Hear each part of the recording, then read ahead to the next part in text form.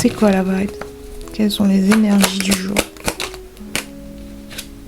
Le 4 de coupe. Le 7 de coupe. La reine d'épée, dos de deck. Le 5 de coupe.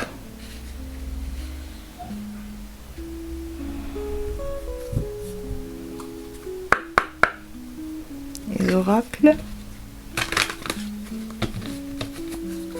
Clarification.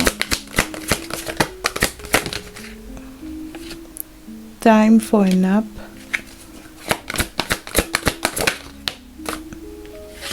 Orphan.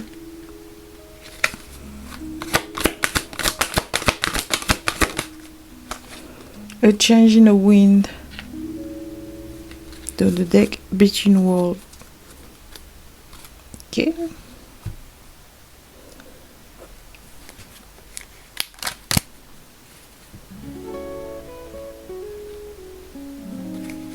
Dernière clarification.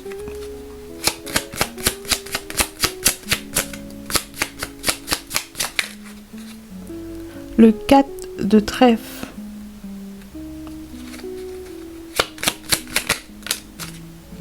I told you from the start, I disappear when it gets cold. Et le 3 de trèfle, dos de deck. It's always a special experience to see the black sheep become the goat. On va mettre ça ici.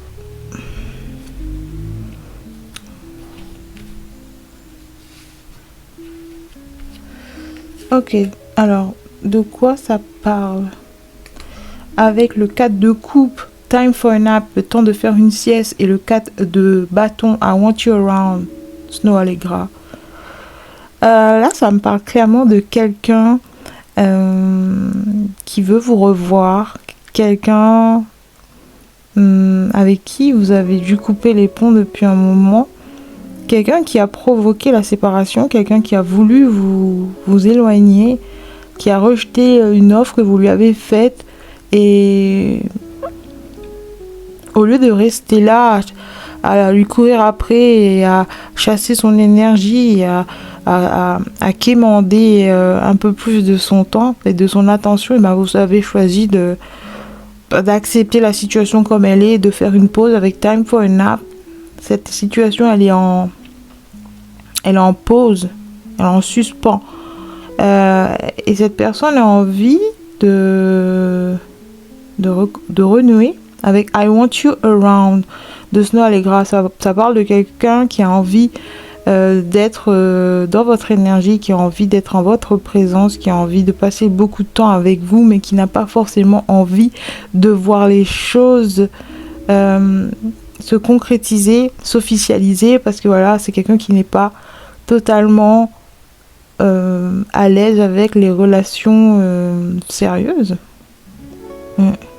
C'est peut-être pour ça aussi que vous avez choisi d'abandonner, je dis bien le mot abandonner, cette connexion, parce qu'on a le mot orphan, c'est l'orphelin.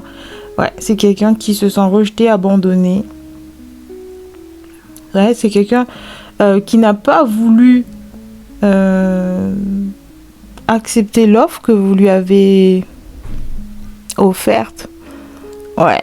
Et maintenant, c'est quelqu'un, je ne sais pas si elle regrette, mais en tout cas, elle se sent exclue de votre énergie. Un peu comme un sentiment de punition. Cette personne le ressent comme une punition parce que voilà, elle n'a pas voulu s'aligner avec vous, s'accorder avec vous, trouver un terrain d'entente, un compromis.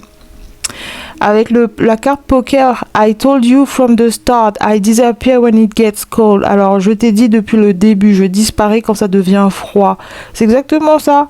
Avec le 7 de coupe, cette personne, je pense qu'elle avait la tête ailleurs. Genre, elle était complètement embrouillée parce que peut-être, voilà, elle avait elle avait d'autres options. Si ça parle de romance ici, c'était quelqu'un qui avait ses options ouvertes, qui continuait à les rencontres. Ouais, c'est quelqu'un qui collectionnait peut-être les conquêtes, qui aimait bien avoir une foule d'options, une foule de prétendants, d'avoir le sentiment de ne pas avoir à choisir. Ouais, c'est quelqu'un qui ne veut pas faire un choix. Je ressens une certaine énergie de cupidité. C'est quelqu'un de très gourmand. Il aime en avoir beaucoup. Il focus plus sur la quantité plutôt que la qualité. C'est quelqu'un qui s'en fout un peu de qui le veut bien lui donner du temps, du moment qu'il y a quelqu'un en fait. C'est quelqu'un qui aime bien texter à longueur de journée, être en contact avec plein de monde, ne jamais se sentir seul en fait. C'est quelqu'un qui a peur de s'engager, qui a peur de l'engagement parce que voilà, il a peur de se faire trahir, il a peur de se sentir en perte de contrôle aussi s'il laisse ses sentiments gouverner. Ouais, c'est le genre de personne qui va fuir ses émotions aussitôt qu'elle s'emballe, quoi. Aussitôt qu'elle ressent de l'attirance, un véritable sens de... Ouais, l'intimité. Aussitôt que ça va un peu plus loin que les relations superficielles, cette personne panique, prend la fuite. Et c'est pour ça qu'elle aime bien avoir beaucoup d'options à disposition. Au cas où il y en a un qui lâche, c'est des plans de secours en fait. Et ça vous a pas plu et je comprends totalement. À qui ça peut plaire ça, ce genre de vie, ce genre de style de vie polyamour là? À qui ça peut plaire? À part les gens qui sont cassés de l'intérieur, qui ont peu de foi en l'amour, qui n'y croient pas aux histoires d'amour, qui ne croient pas... Non, c'est des gens qui choisissent volontiers l'inverse de l'amour. Ouais, c'est des gens qui aiment juste collectionner des conquêtes, juste pour... booster l'ego, pour dire regarde, je plais, regarde, j'attire encore telle ou telle personne, je suis capable d'attirer, j'ai encore du sex appeal, j'ai encore du charisme, j'ai encore ci et ça qui fait que les gens sont attirés par moi, donc ça veut dire que j'ai de la valeur, je vaux quelque chose, je suis pas encore bon à jeter, Vous voyez, c'est le genre de personnes qui aiment bien prouver leur valeur par la quantité de personnes qu'ils arrivent à attirer dans leur filet. Bien qu'après ça, ils relâchent le poisson dans l'océan. Hein. Ils n'ont rien à foutre du poisson. C'est le fait d'avoir pêché qui compte. Hein. Ouais.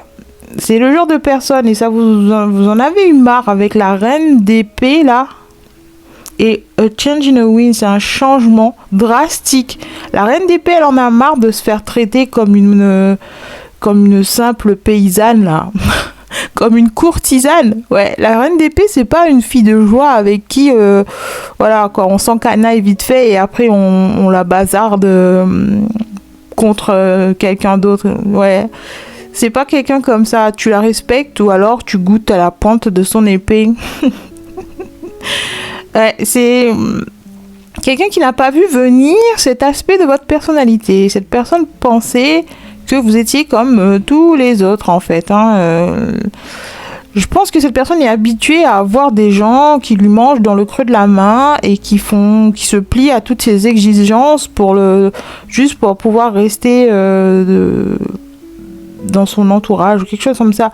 Je crois que c'est des gens qui sont tout aussi cassés que lui ou qu'elle. Hein. C'est des gens qui sont pas du tout guéris, pas du tout tournés vers l'amour-propre, l'estime de soi, une confiance saine en soi. Non, c'est des gens qui sont malades du cœur, dans le sens traumatisme non résolu, blessure émotionnelle encore béante, quoi. Des gens qui sont prêts à prouver leur amour parce qu'ils pensent que l'amour, ça doit se prouver, que l'amour, ça doit être acheté ou... que pour gagner l'attention, l'amour de quelqu'un, il faut se prouver à longueur de journée. Ouais, c'est des gens encore comme ça qui vibrent à travers leurs vibrations. Et c'est forcément, hein, tu attires ce que tu vibres. Donc cette personne, elle attire uniquement à elle ou à lui des gens qui sont tout aussi amochés sur le plan émotionnel en tout cas, où leur vision, leur perception des histoires d'amour sont complètement erronés, complètement distordus. Ils vivent dans une réalité où l'amour, c'est un peu l'équivalent d'un champ de bataille, quoi. C'est un combat en permanence, c'est un mental, il traite les histoires d'amour d'abord par le mental, avant les vrais sentiments, l'attraction, le corps et tout. Ouais, c'est assez confus hein, pour cette personne. Elle ne sait pas démêler le vrai du faux. Qui est un serpent, qui est quelqu'un de sincère, de qui elle doit se méfier, avec qui elle doit s'associer. C'est quelqu'un qui ne sait pas. Il sait qu'il a une foule d'options, mais qui est qui, quoi faire avec. Du moment que j'en ai plein, on s'en fout. On verra après. Ouais, c'est quelqu'un comme ça. Et je pense que vous lui avez demandé d'officialiser les choses, que vous lui avez demandé l'exclusivité aussi, ou de mettre une étiquette sur cette relation, du moins pour savoir où vous allez. Si vous avancez dans la même direction, dans le même bateau, ou si vous êtes complètement à contre-courant. Et je pense que cette personne l'a mal prise. Elle a pris ça comme un sentiment de contrôle. Ouais. Pour cette personne, l'amour, c'est un jeu de pouvoir. Cette personne confond l'amour avec les jeux de pouvoir. Genre il doit y avoir un dominant et un soumis dans l'histoire. Et si elle accepte votre offre, si elle accepte d'aller dans votre sens, ça veut dire qu'elle perd son pouvoir, sa domination sur le couple. Donc ouais, cette personne, elle va aller toujours chercher des gens qui lui demandent pas trop, quoi, qui lui en demandent pas trop. Des gens faciles à amadouer, faciles à convaincre, faciles à berner. C'est quelqu'un qui va choisir ses histoires, ses relations en fonction de la faiblesse de la personne en face. Vous voyez ? Peu importe dans quel domaine ça se situe, la faiblesse. Hein. Oh, c'est assez dramatique. Hein. Bref.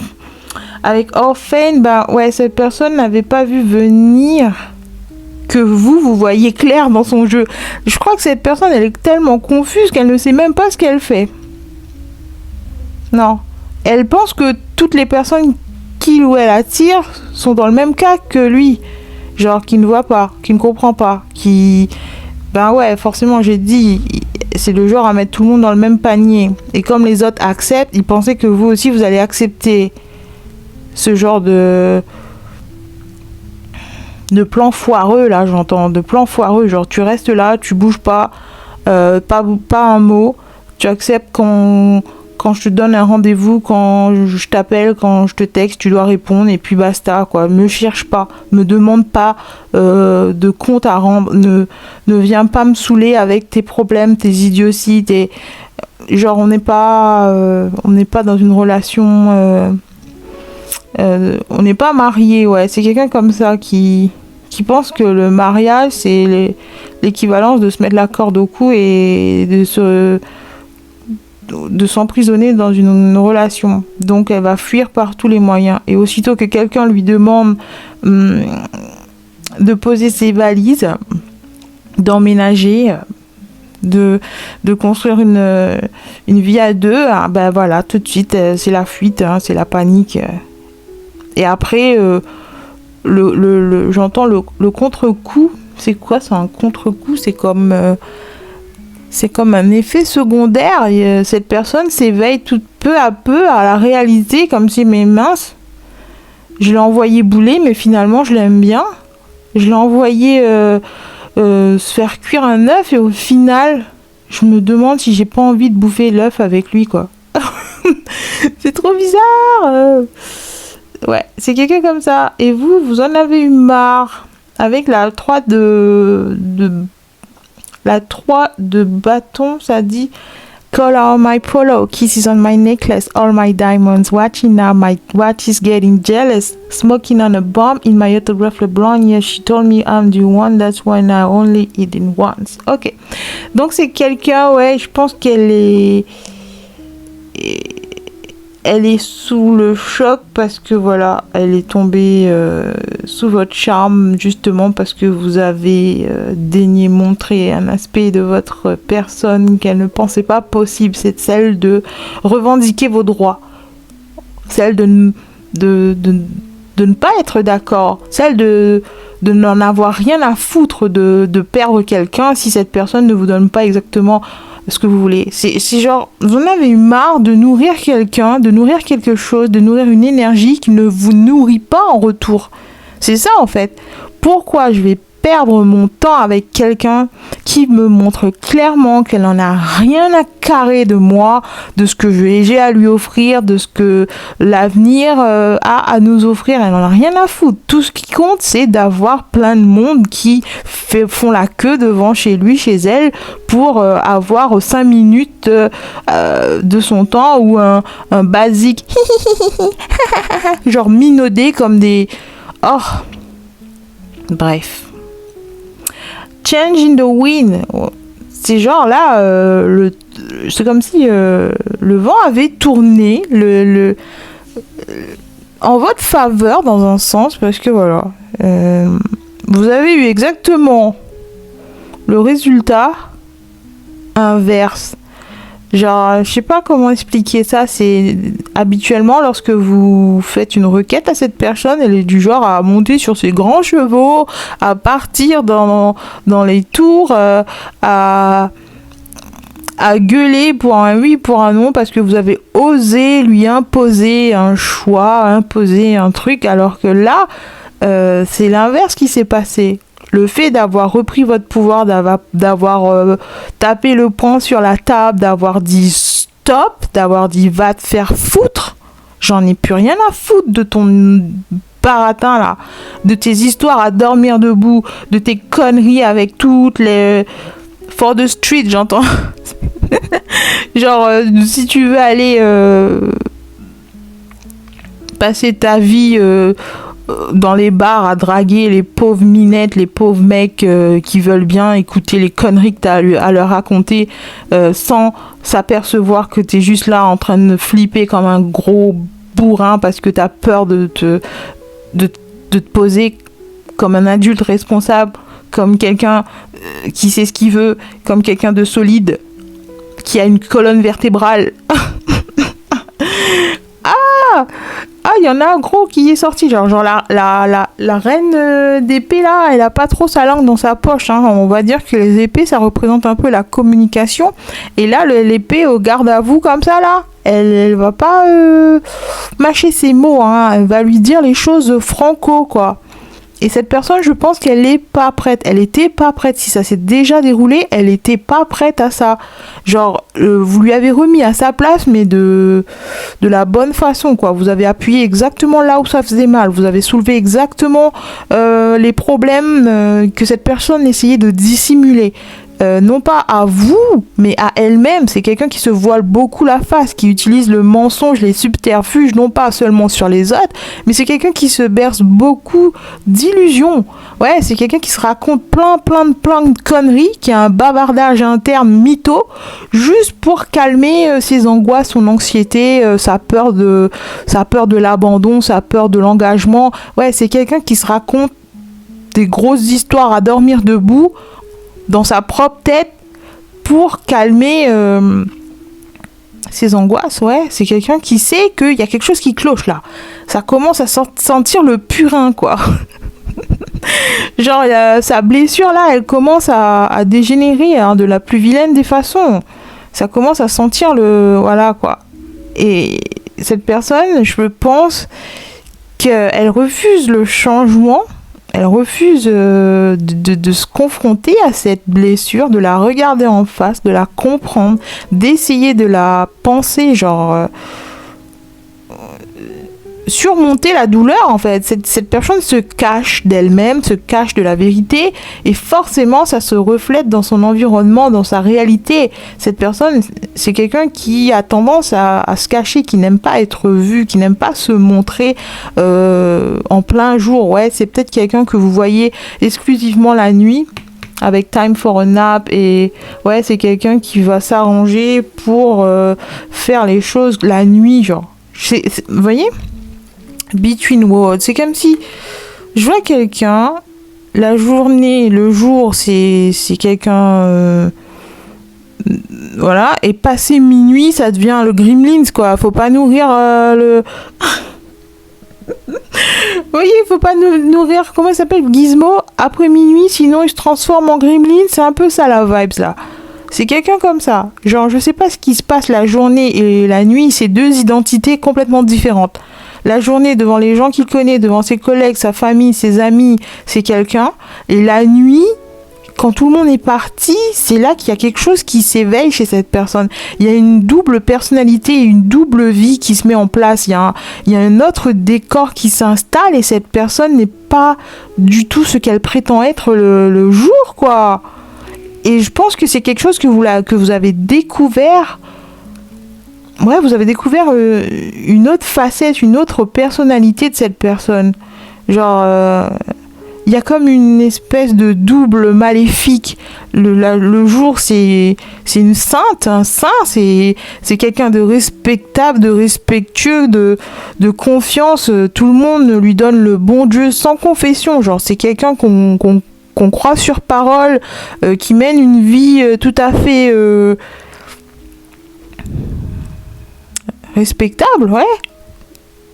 En tout cas, sur le papier, c'est quelqu'un qui mène une vie tout à fait paisible, douce. Et la nuit, en fait, il y a quelque chose qui se passe. La nuit, c'est une toute autre personne qui fréquente les endroits louches, les bars louches, qui est mêlée à toutes sortes d'activités criminelles ou quelque chose comme ça, ou qui fréquente des gens qui sont mêlés à des activités criminelles ou qui a une double vie, une espèce d'addiction. Qu'il doit constamment nourrir. Ouais, c'est peut-être ça aussi qui empêche cette personne de se poser parce que voilà, à un moment donné, vous allez le découvrir, quoi. À un moment donné, vous alliez voir que vous voyez le renard là?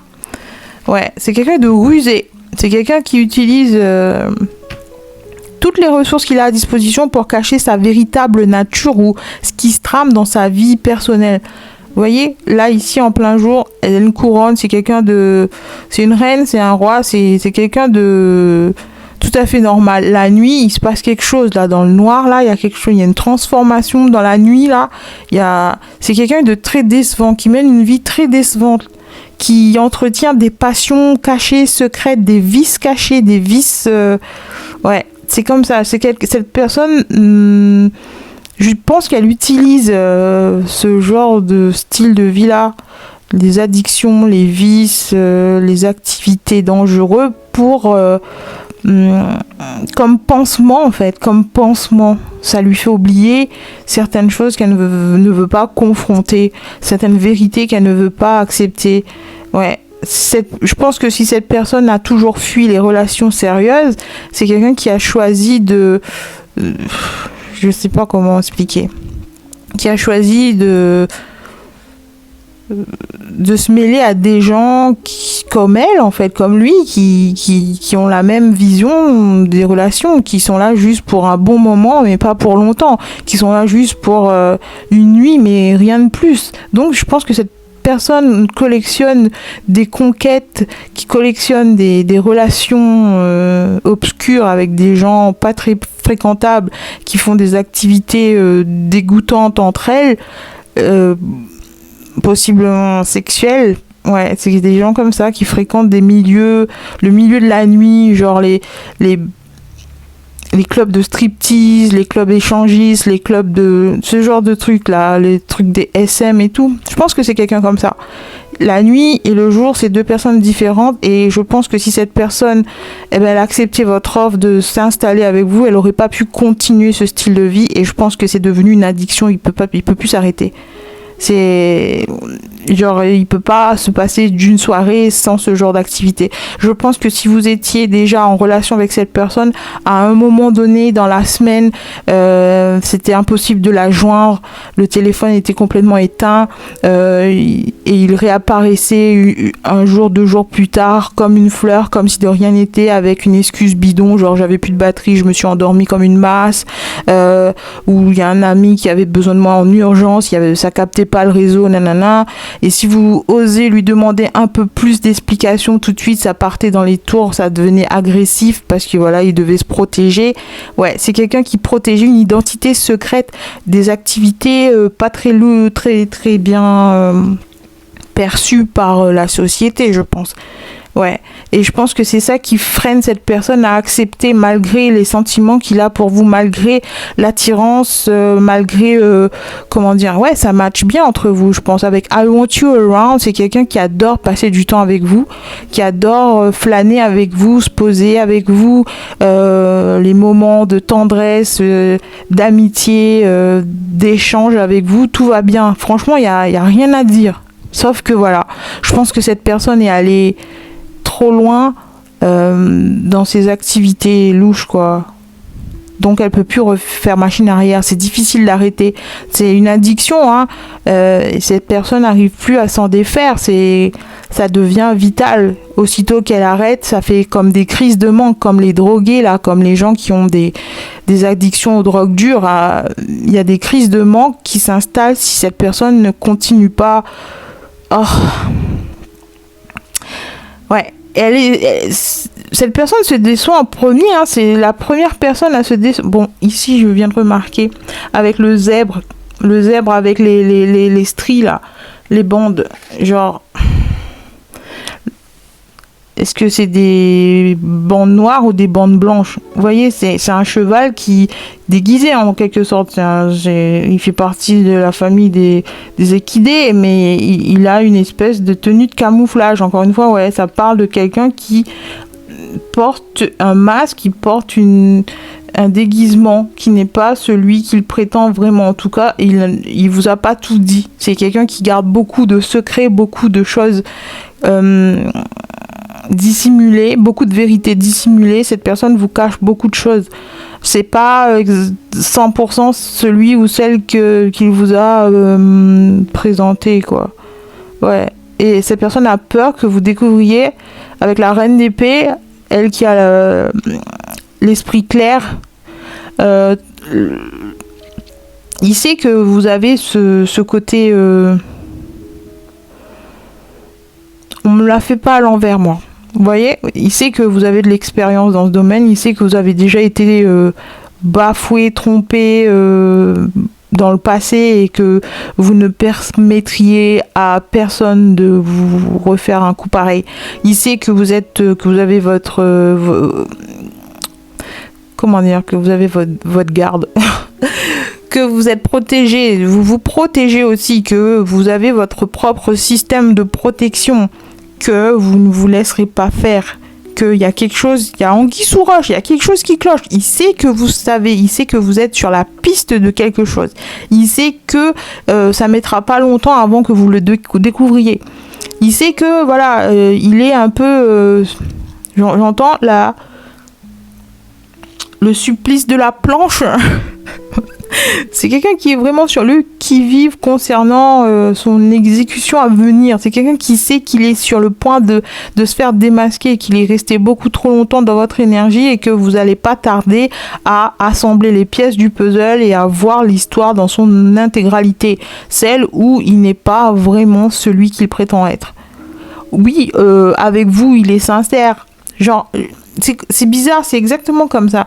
Genre, il y a des éléments de sincérité. Il n'y avait pas totalement du faux. Genre, la personne qu'il est quand il est avec vous, c'est vraiment qui il est. Ce qu'il vous a dit, c'est vraiment qui il est. Mais c'est juste qu'il y a une partie qui cache. Il y a une partie de lui qu'il estime être son jardin secret parce que ouais, ça sonne bien et ça permet de calmer ses émotions de contradiction à l'intérieur de lui. Genre, il se déteste, hein, croyez-moi, il se déteste pour ça. Il s'en veut de devoir nourrir ce démon intérieur là. Ce vice, il s'en veut d'attiser le feu en permanence, de nourrir ce feu en lui. Il s'en veut de pas pouvoir arrêter. Il s'en veut de pas pouvoir s'installer dans une vie confortable et normale avec quelqu'un qu'il aime vraiment et qui est totalement réciproque. Il s'en veut d'avoir été crédule au point de penser que ce vice allait résoudre tous les problèmes dans sa vie. C'est quelqu'un qui voulait fuir sa blessure de l'abandon, sa blessure des peurs de l'engagement en remplaçant par ce vice, en collectionnant les coups d'un soir par exemple, en collectionnant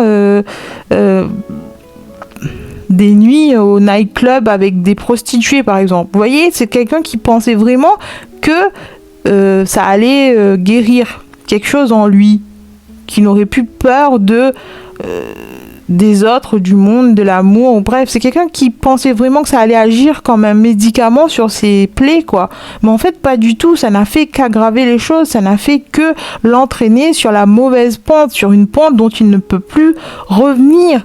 Pire, ça le force à sacrifier des histoires avec des gens de valeur qu'il aime, qu'il chérit, qu'il a envie de rendre heureux. Tout ça parce que voilà, il est prisonnier dans un enfer. Un enfer qu'il a choisi en fait. Un enfer dont il est le seul à blâmer. Parce que voilà, personne t'a forcé à pousser la porte d'un repère de prostituées. Genre, tu vois, c'est toi qui as voulu y aller. Tu vois, c'est toi qui as voulu entrer dans ce genre d'espace malfamé. Tu vois, c'est toi le responsable de tes actions. Et je crois que cette personne, elle est totalement aware, quoi. Elle est complètement consciente que il va passer toute sa vie à perdre des gens, des choses de valeur, qu'il va ne faire que renforcer ses regrets parce que voilà, il n'arrive pas à décrocher de son addiction. Il n'arrive pas à arrêter cette vie, cette double vie là. Il n'arrive pas. En tout cas, pour l'instant, il n'y arrive pas. Je ne sais pas s'il a déjà amorcé des changements concernant ce problème là. Ouais, c'est parce que ça devient un problème. À la base, c'était une solution et aujourd'hui, c'est devenu un problème. C'est à ce point-là. C'est genre, il a trop tiré sur la corde. Genre, j'entends cette citation, genre, le chemin vers le paradis ressemble à l'enfer et le chemin vers l'enfer ressemble au paradis.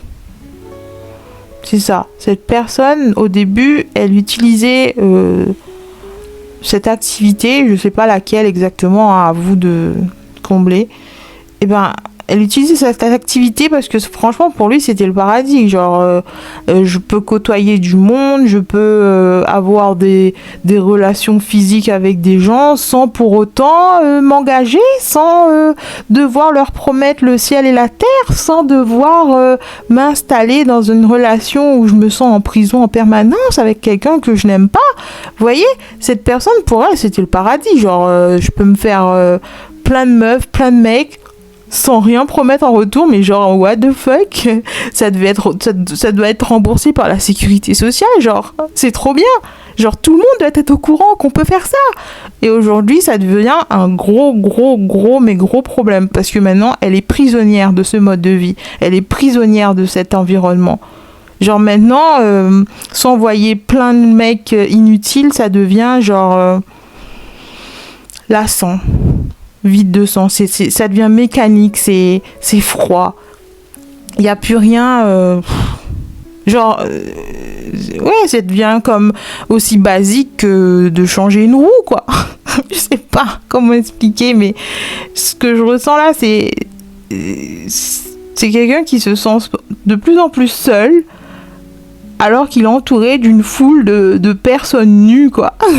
Imaginez quelqu'un dans un endroit où il y a plein de monde tout nu qui fait plein de cochonneries et pourtant lui il se sent seul. Mais genre c'est devenu la routine, quoi. C'est quelque chose que je vois tous les jours en permanence. C'est les mêmes têtes, c'est les mêmes personnes, c'est les mêmes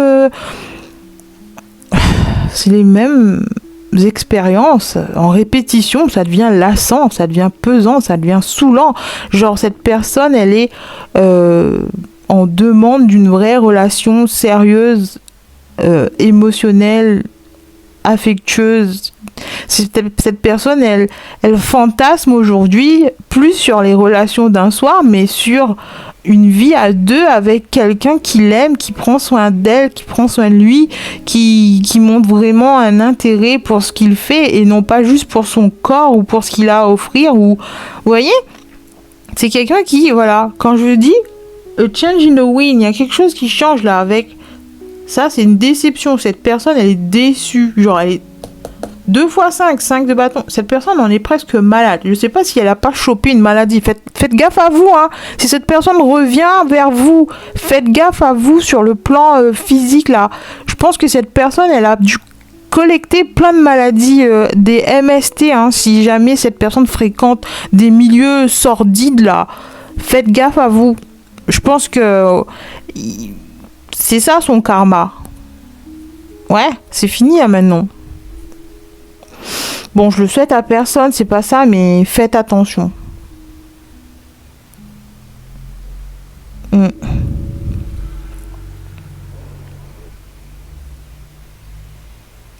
Hum. Je vais en rajouter une dernière vite fait. Qu'est-ce que ça dit?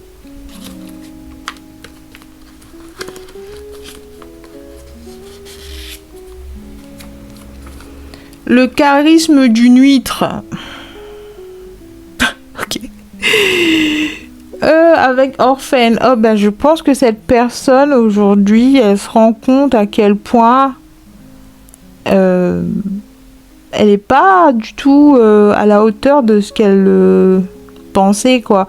Parce que maintenant, elle se rend compte que les personnes qu'elle attire, là, les options qu'elle attire, ben, c'est des gens qui n'en valent pas la peine, en fait, que c'est des gens sans intérêt, des gens tout aussi grossiers, malades et sordides que cet environnement qu'il fréquente en groupe, quoi.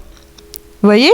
Donc, il n'y a pas de gratification, quoi. Il n'y a pas le sentiment d'être satisfaite, d'être en compagnie de gens de valeur, de gens appréciables, des gens importants. C'est juste des gens...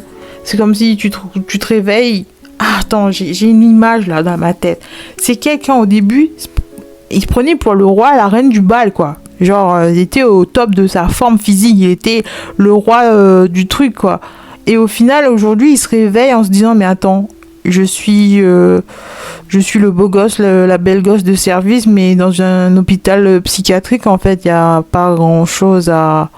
Vous voyez ce que je veux dire? Quand tu réalises que les gens qui t'acclament, qui te portent en triomphe et qui sont en pamoison devant toi, qui te baisent les pieds, qui te déroulent le tapis rouge, qui te fait des compliments à tout bout de champ, c'est que des gens qui possiblement ont des problèmes mentaux, que c'est des gens qui nécessitent des gros soins lourds et un traitement à vie sous anxiolytique.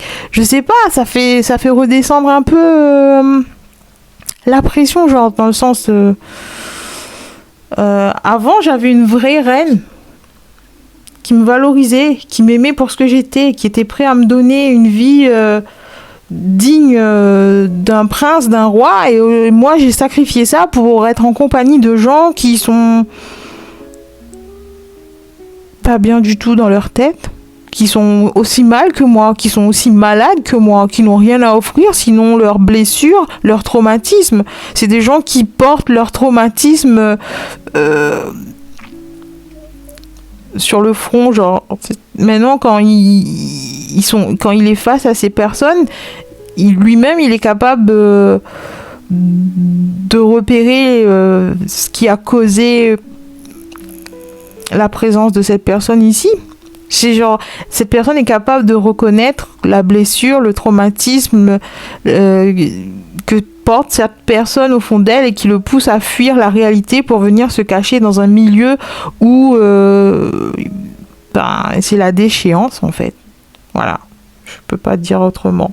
Cette personne se sent triste, seule et abandonnée, rejetée et inutile, avec le charisme d'une huître, genre, parce que voilà, c'est comme si elle s'était fait avoir elle-même, genre par elle-même, genre elle s'est menti à tellement de reprises que aujourd'hui elle s'éveille à tous ces mensonges et elle découvre que je suis pas si attirante que ça, je suis pas si beau que ça, je suis pas si charismatique que ça, j'ai rien en fait. Cette personne a perdu confiance en elle, perdu toute son estime de soi parce que vous avez réussi à la voir exactement pour qui elle est et à mettre une étiquette sur son front qui lui colle mais tellement bien que ça la fait paniquer. Genre, elle s'est jamais approchée de quelqu'un qui puisse la voir aussi bien que vous, quoi. Même son psy, si cette personne suit des séances de thérapie, même le psy, il n'a jamais pu la cerner parce qu'il arrive à lui servir des couleuvres, des subterfuges, à masquer la vérité, à faire genre tout va bien, hein, je consulte juste parce que voilà. Voilà quoi. Mais en vrai, j'ai pas besoin de thérapie. Ouais, c'est quelqu'un comme ça. C'est bizarre. Elle consulte quelqu'un pour l'aider, mais en même temps, elle ment à la personne en question. Donc, je veux pas. C'est parce qu'elle a peur d'être vue. Elle a peur d'être jugée, critiquée pour. Je pense pas que son psy soit au courant qu'il fréquente des endroits louches et qu'il a des addictions, tu vois. C'est à ce point si c'est bien caché, tu vois. Et vous avez su le percer à jour. Vous avez su, après seulement quelques mois passés en sa compagnie, vous avez su déceler. Il y a des moments qui sonnent faux, quoi. Il y a des choses qui sonnent fausses. C'est pas du tout harmonieux, c'est pas mélodieux, là. Ce que tu me dis, là, ça sonne comme une sirène nucléaire dans mes oreilles. Il y a quelque chose qui cloche chez toi. Et cette personne,